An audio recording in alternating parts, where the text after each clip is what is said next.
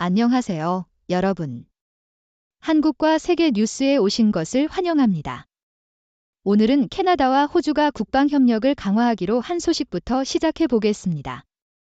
두 나라의 국방장관은 글로벌 불안정성에 대응하기 위해 협력의 필요성을 강조하며 러시아의 우크라이나 침공과 중국의 남중국해 활동 등을 규탄했습니다.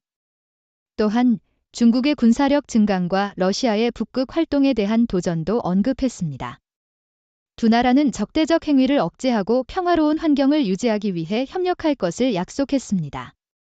다음으로는 파리 올림픽에서 일본과 중국의 여성 탁구팀이 결승전에 진출했다는 소식입니다.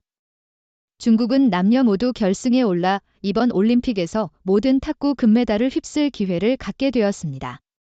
일본의 여성팀도 독일을 준결승에서 꺾고 결승에 진출했으며 첫 올림픽 출전자인 하리모토 미와의 패배에도 불구하고 팀은 전체 승리를 거두었습니다.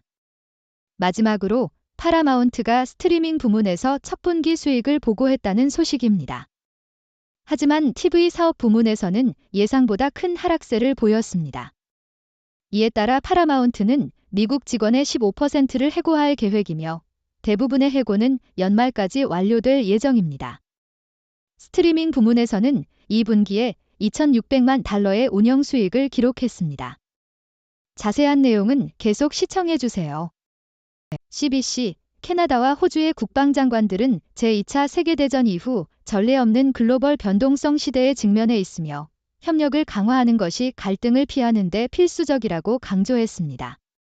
빌 블레어 캐나다 국방장관과 리처드 말스 호주 국방장관은 목요일 양국의 관계를 강화하고 글로벌 도전과 악의적인 사이버 위협에 대처할 능력을 향상시키기 위한 협정을 발표했습니다. 양국 장관들은 러시아의 우크라이나 침공, 중국의 남중국해 행동, 북한의 탄도미사일 시험을 규탄하며 가자 지구에서의 휴전을 촉구했습니다. 말스 장관은 인도태평양 지역의 안보는 우리 두 나라의 안보에 매우 중요하다고 강조하며 양국이 전략적 도전에 맞서기 위해 협력하고 있다고 밝혔습니다. 저펜타임즈, 파리 올림픽에서 중국의 남녀 탁구팀이 결승에 진출하며 대회에서 제공되는 5개의 금메달을 모두 휩쓸기 위한 마지막 2개의 금메달을 노리고 있습니다. 일본 여성팀은 독일 팀과의 준결승전에서 3대1로 승리하며 결승에 진출했습니다. 비록 16세의 미와 하리모토가 두 번째 경기에서 독일의 18세 신예 아네 카우프만에게 3대0으로 패배했지만 네 번째 경기에서 샨샤오나를 3대0으로 이기며 일본의 승리를 확정지었습니다. 일본의 여성팀은 남성팀이 스웨덴에게 패배한 후 결승 진출에 성공하며 중국과의 대결을 앞두고 있습니다. 야후 US, 파라마운트 글로벌은 목요일 스트리밍 부문에서 처음으로 이익을 보고했지만 케이블 사업에서는 예상보다 더 큰 하락을 보고하며 60억 달러의 손실을 기록했습니다. 회사는 미국 인력의 15%를 감원할 계획을 발표했으며 이는 앞으로 몇 주 내에 이루어질 것이며 올해 말까지 대부분 완료될 것이라고 밝혔습니다.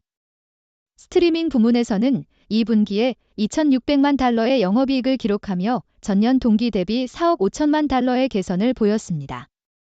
그러나 케이블 네트워크 관련 59억 8천만 달러의 감가상각비를 기록하며 전통적인 미디어 회사들이 직면한 어려움을 반영했습니다. 파라마운트 CFO는 스카이댄스 미디어와의 합병을 앞두고 전략적 파트너십과 합작 투자 기회를 모색 중이라고 밝혔습니다.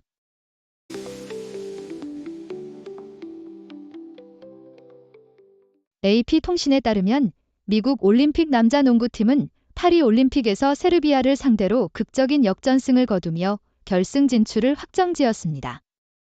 스테판 커리는 36점을 기록하며 경기 종료 2분 16초를 남기고 결승 3점 슛을 성공시켰습니다. 미국 팀은 전반에 17점 차로 뒤졌으나 후반전에서 11점 차를 극복하며 세르비아를 95대 91로 꺾었습니다. 케빈 듀란트와 앤서니 데이비스의 연속 3점 슛이 경기의 흐름을 바꾸었고 커리의 3점 슛으로 미국은 리드를 잡았습니다. 조엘 엠비드와 르브론 제임스도 각각 19점과 16점을 기록하며 팀 승리에 기여했습니다. 이제 미국은 프랑스와 금메달을 놓고 맞붙을 예정입니다. AP통신은 파리 올림픽 13일 차의 주요 하이라이트를 보도했습니다.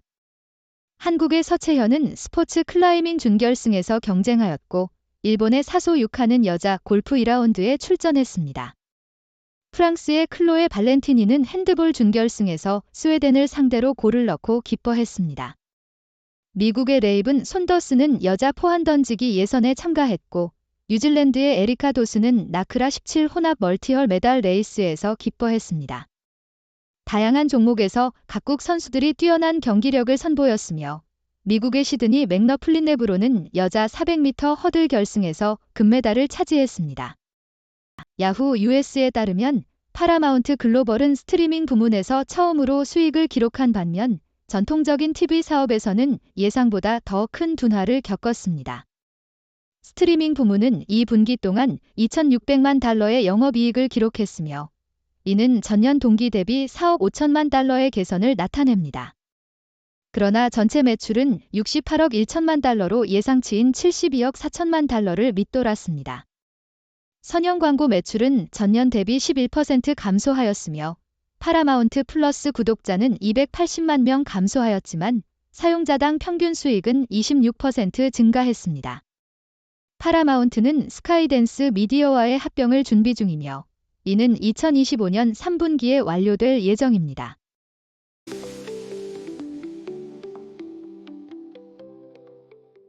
AP뉴스 파리 올림픽에서 한국은 태권도에서 다시 한번 강력한 모습을 보였다.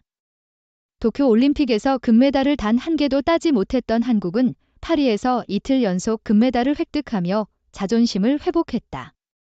목요일, 김유진은 여자 57kg급에서 세계 챔피언 이란의 나히드 키아니 찬데를 무자비하게 꺾으며 금메달을 차지했다.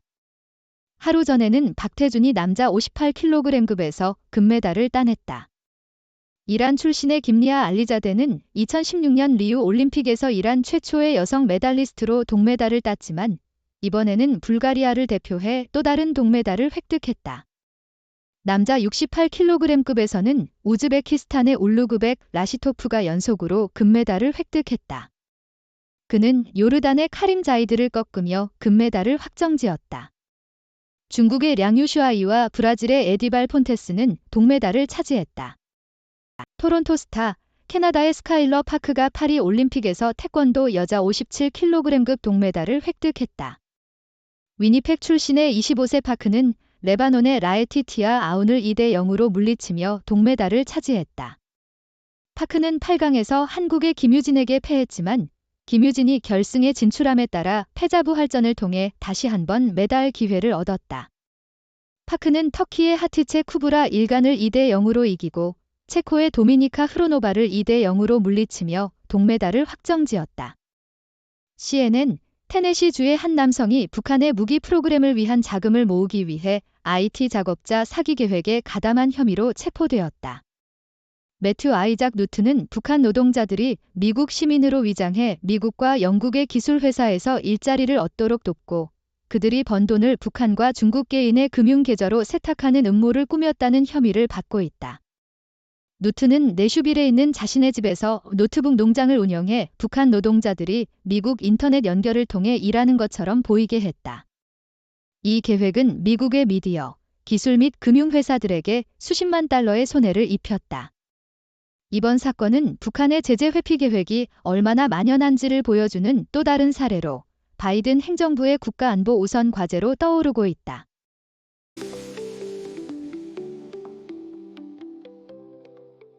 CNN 사이버 범죄가 국가, 기업 및 개인에게 미치는 위협은 중요한 전환점에 이르렀으며 사이버 범죄자들이 피난처를 제공하는 국가에서 자유롭게 활동하고 있다는 것을 인식할 때가 되었습니다. 미국 국무부가 5월에 발표한 국제 사이버 공간 및 디지털 정책 전략은 악의적인 사이버 활동에 공동으로 대처하기 위한 디지털 연대 개념을 도입했습니다. 그러나 이 전략은 사이버 범죄와 싸우기 위한 중요한 도구인 사이버 범죄의 국가 후원자 지정을 간과하고 있습니다. 미국은 사이버 범죄 조직을 보호하는 국가를 식별하고 지정하는 데 앞장서야 합니다. 랜섬워어 공격만으로도 2023년에 기록적인 수익을 올렸으며 2024년에는 전 세계적으로 400억 달러 이상의 비용이 들 것으로 예상됩니다. 러시아와 북한은 사이버 범죄의 국가 후원자 모델을 대표하며 이러한 문제는 전 세계적으로 확산되고 있습니다. 국제사회가 사이버 범죄 피난처를 무시하면 디지털 보안과 경제 번영뿐만 아니라 개방된 인터넷의 장기적인 생존 가능성도 위협받을 것입니다. 야후 US 올버즈즈는 변혁 계획을 통해 새로운 제품 라인업을 재정비하고 있습니다. 올버즈즈의 CEO인 조 버네카이오는 애널리스트와의 전화회의에서 새로운 제품 전략에 대한 소비자 반응이 긍정적이라고 밝혔습니다. 울 러너의 트리 러너고 및 캔버스 파이퍼와 같은 새로운 제품은 이미 긍정적인 소비자 반응을 얻었으며 곧 출시될 트리 글라이더도 비슷한 결과를 기대하고 있습니다. 올버즈즈는 새로운 색상과 소재를 기존 실루엣에 적용하여 2024년 하반기와 2025년까지 신제품을 신속하게 도입하려고 합니다.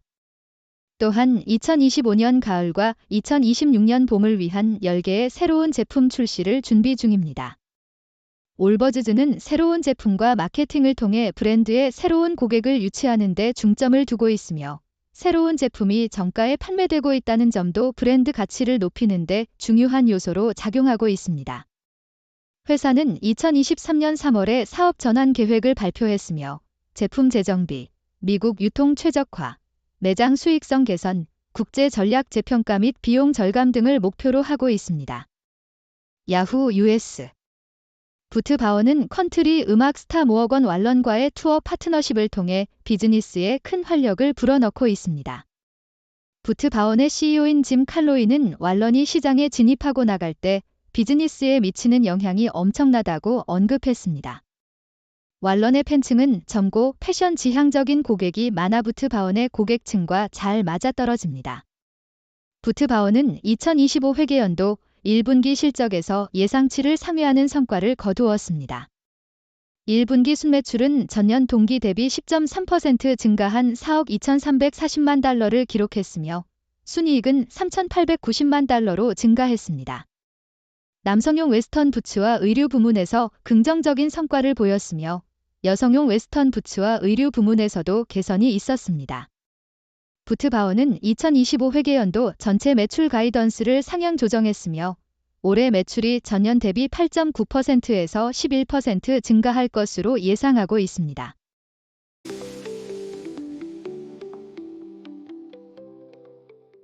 야후 US에서 보도한 내용에 따르면 테런스 라일리는 헤이 두드 브랜드의 새로운 회장으로서 장기적인 성공을 목표로 하고 있습니다.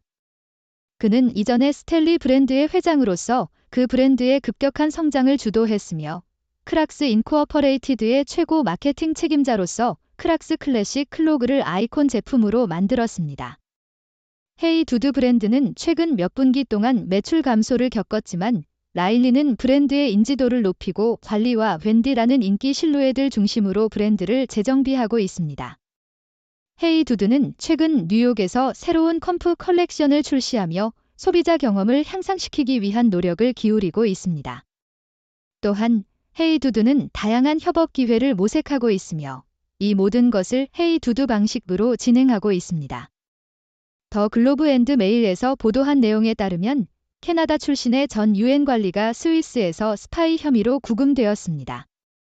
이 인물은 중국을 위해 스파이 활동을 했을 가능성이 있으며 그는 환경 컨설턴트로 일하며 정기적으로 중국을 방문했습니다. 그의 이름은 아직 공개되지 않았으며 현재 제네바에 거주하고 있는 50대 남성으로 알려져 있습니다. 그는 몇 달 동안 예비 구금 상태에 있었으며 스위스 검찰총장실에서 조사가 진행 중입니다. 디플로매트에서 보도한 내용에 따르면 중국은 작은 거인이라 불리는 중소기업들을 통해 기술 발전과 신제품 개발을 촉진하고 있습니다. 2018년 중국 산업정보기술부는 연간 매출 1억에서 4억 위안, 연간 이익 성장률 10% 이상, 연구개발 인력 비율 15% 이상, 그리고 최소 5개의 혁신 특허나 15개의 디자인 특허를 보유한 기업들을 작은 거인으로 정의했습니다. 중국의 14차 5개년 계획에 따라 2024년까지만 2,000개의 작은 거인 기업이 설립되었으며 이들은 중국의 제조업 공급망에 중요한 역할을 하고 있습니다. 예를 들어 광시 크리스탈 유니온 포토일렉트릭 머티리얼은 스마트폰 디스플레이에 사용되는 인듐 주석 산화물 다이티오의 대량 생산을 통해 중국의 수입 의존도를 줄이고 있습니다. 이러한 작은 거인들은 중국의 제조 역량을 강화하고